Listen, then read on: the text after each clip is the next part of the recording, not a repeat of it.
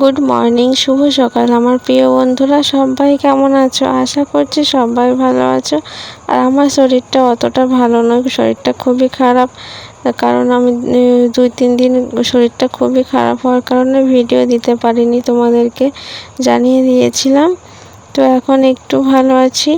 তো তার জন্য এই সামান্য একটা ছোট্ট ভিডিও তোমাদেরকে দিচ্ছি। বেশি বড় ভিডিও আমি এডিট করতে পারিনি। তো দেখো, সকালবেলা পুজোটা দিয়ে নিচ্ছি। তারপর ওদিকে রান্নাটাও বসিয়ে দিয়েছিলাম আগে।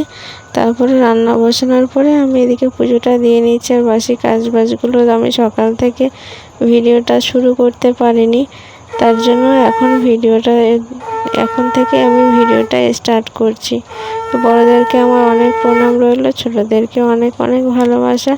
সবাই আমাকে সাপোর্ট করো আর আমার ভিডিওটা ফুল দেখার অনুরোধ রইল। তো দেখতে থাকো।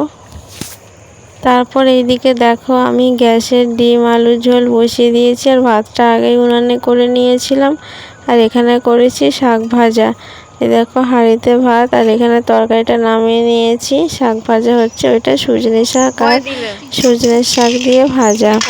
তারপর এইদিকে দেখো, দুপুরবেলায় মা এখানে 2 ব্যাগ আমি প্লাস্টিক সব বোতল এদিক ওদিক নষ্ট বোতলগুলো ছড়াছড়ি হয়ে থাকে বলে আমি ওগুলোকে একটা ব্যাগের মধ্যে ভরে রেখেছিলাম। সেটা 2টো ব্যাগ হয়ে গেছিলো, অনেকগুলো হয়েছিল।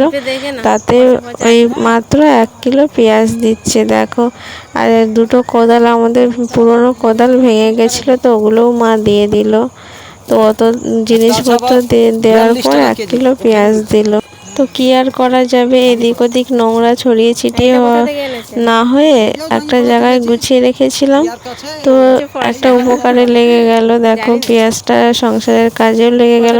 কিনতে হতো, সেটা আর কিনতে হলো না, তো কাজে লেগে গেল। আর আবর্জনাগুলোও পরিষ্কার হয়ে গেল, তাই না? 2 দিকেই আমার উপকার হলো।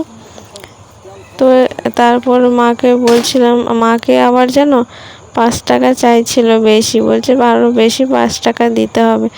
মা বলল 2 ব্যাগ দিয়েছি প্লাস্টিক, আরও কিসের জন্য 5 টাকা দেবো?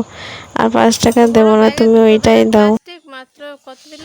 অনেক গরম হওয়ার কারণে আরেকবার গা ধুয়ে তারপরে আমি আর মা এখানে খেতে বসে পড়েছি। ভাত সবার খাওয়া হয়ে গেছে, লাস্টে আমরা দুজনেই খাচ্ছি। আর ভাত খেতে খেতে মাকে বলছিলাম, দেখো 2-3 রকমের শাক দিয়ে একসঙ্গে ভাজা করলে কিন্তু ভালোই লাগে খেতে।